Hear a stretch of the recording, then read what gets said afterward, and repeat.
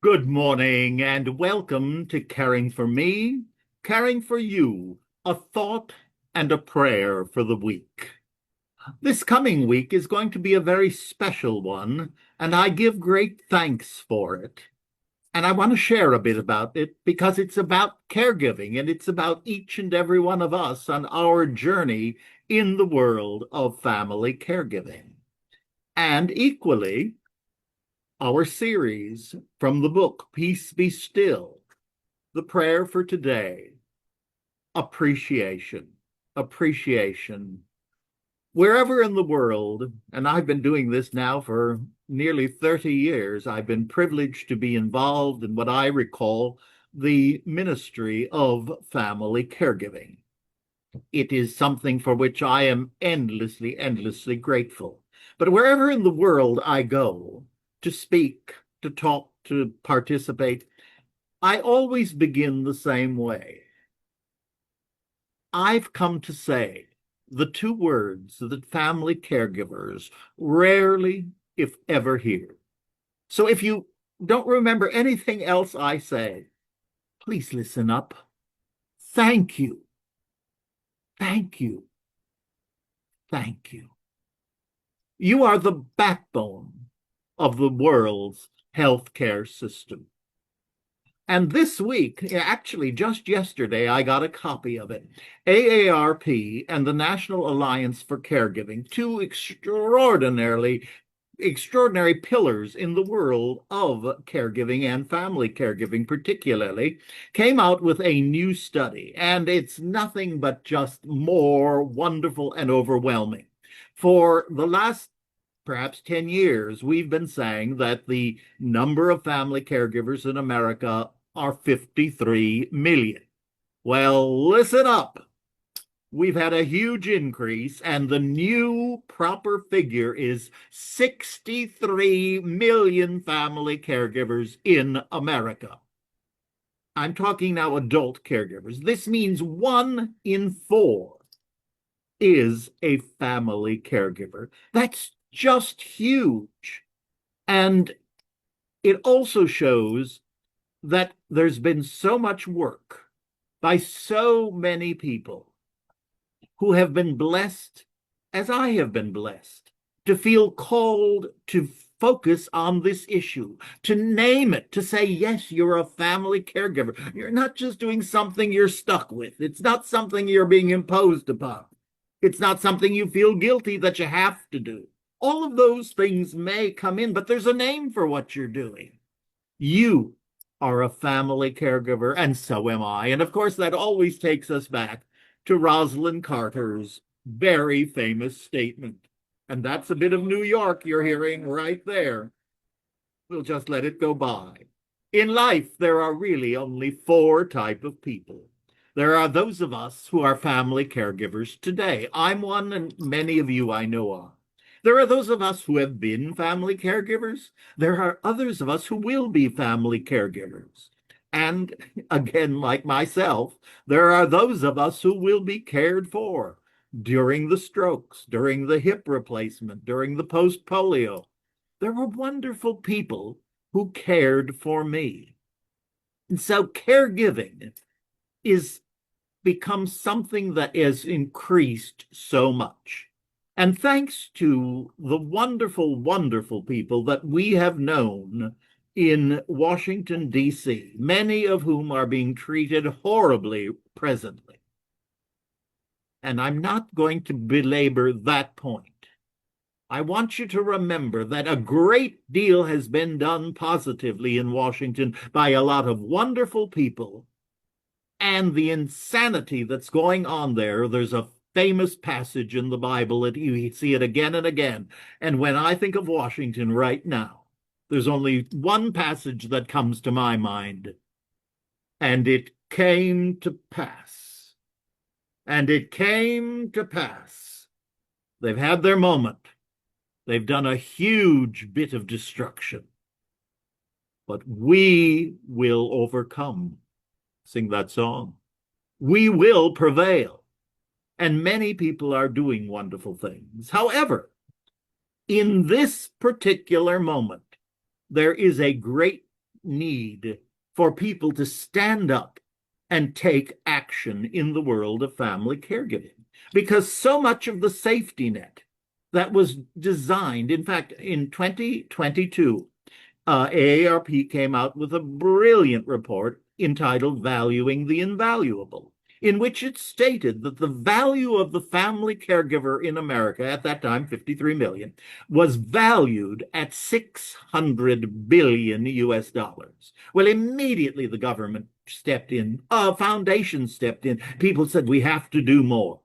And it ended up with many of us going to the White House for an event that I never thought I would see. There was President Biden doing what?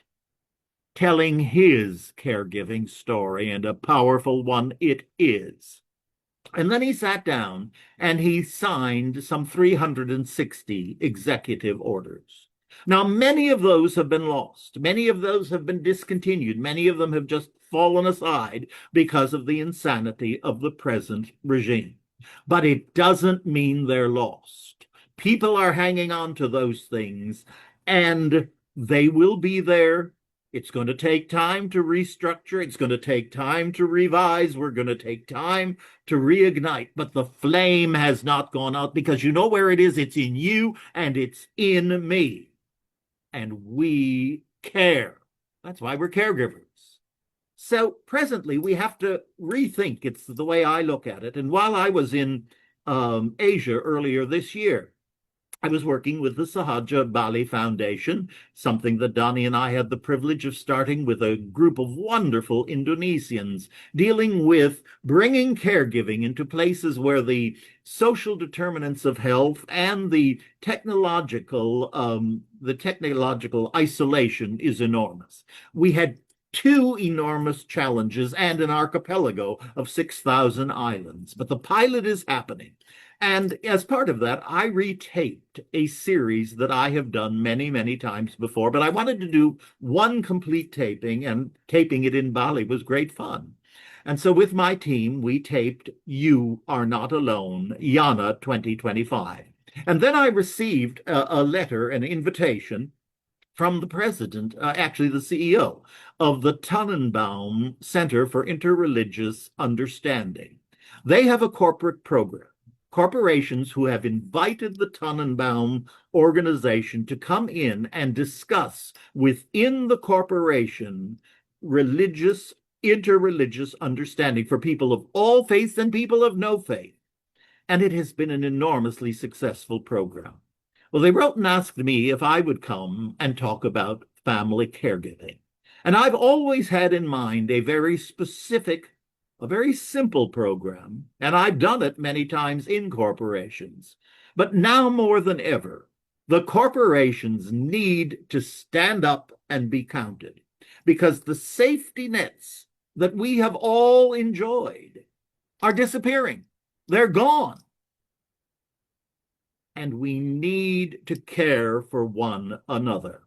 We need for corporations to understand that these wonderful persons who are their employees, working 10, 12 hours for the corporation. And by the way, back when it was the 53 million caregivers, the facts proved that there were 70% of that population who were working full or part-time.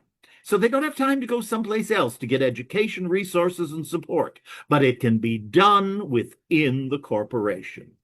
And therefore, I'm going down to be sharing a new product that I have created entitled Corporate Concierge Caregiving. Yes, there is a place for family caregiving within the corporation where we can do some education, we can do resources, and we can build a support system within. In fact, one of the programs I've created allows for those who have already done long-term caregiving roles and have completed it to become leaders within the corporation, a peer pressure, a peer presence sort of thing, not pressure, there's pressure, but it's a peer-related situation. So I'm looking forward to this. I'm going to be speaking at the Franklin Institute in Philadelphia. That's where it's going to be held. And I'm going to ask you to do something very special. I'm speaking at 12 noon, no, 1 o'clock Eastern Standard Time, Eastern Daylight Time. Wherever you are, send us a prayer that hearts will be open. Because unless the caregiver gets the support that they need in new ways, yes, but unless they get that, unless they are seen not only for being the employee, but for being their whole, full, authentic self as a family caregiver, unfortunately, corporations will lose great numbers of employees. There will be a very frustrated morale, but there is a way of all banding together. And I share this because it's something that I have used many, many times. I've been in the corporate world. I own several companies. I've owned several companies in the past. And one of the questions I always get from the corporate leaders is, well, what's the ROI on caregiving? And you know, for the longest time, I could not figure that out. So you know what I did? I started praying on it. What is the ROI, return on investment, from a corporate point of view? And I prayed. And one day, it came to me. As a caregiver, as a professional caregiver, I have an ROI. It is defined as a return on intent. And my intention is to keep caregivers as caregivers, not to create more care recipients. And if I do my part and keep people healthy and working and sustained physically, emotionally, and spiritually so that they can remain with the position that they have and contribute within the corporation, then I say, Mr. Corporate, if you're doing your job, your ROI is going to be just fine. So I'm looking forward to this very, very much because I want to offer it as a possibility for various corporations so that while we're going through, and I pray, growing through this very, very difficult nightmare, but it came to pass. It's going to pass, and we will survive. We are surviving, and for that I give thanks. So now, let's go to our prayer book. Peace Be Still by Reverend Marian Gambardella and myself. Appreciation. O all-powerful, almighty, all-knowing, and all-loving God, I come to you with gratitude and joy. Thank you for this day and for my care recipient. Thank you for the strength to serve and to care. I pray this day for all of us involved in family caregiving. At times it's overwhelming, frightening, but that is only when I forget you, O Lord. When I pause, breathe deeply, and center myself in your everlasting love, I am at peace, knowing that you can and will solve every difficulty, circumstance, and issue. Walk with me and all family caregivers this day and every day. Help me to feel your divine presence always with me and in me, mind, body, and spirit. Bless all professional caregivers, the doctors, nurses, the aides, the clergy, the therapists, and all who work in healthcare. Bless their hands, eyes, hearts, and minds in each and every task through which they are called to serve. Help me to help them have the clarity and understanding of my role as a family caregiver. Let us serve in unity and harmony those whom you have given us to serve of love and care. Amen and amen. Thank you for being with me. And I'm going to feel your presence with me there in Philadelphia. And I thank you that what we're sharing may be received and bless and help as it's our contribution to this day and to this moment. And as always, our favorite line, onward in love and caregiving. Namaste. God bless. And I look forward to seeing you real soon. Thank you.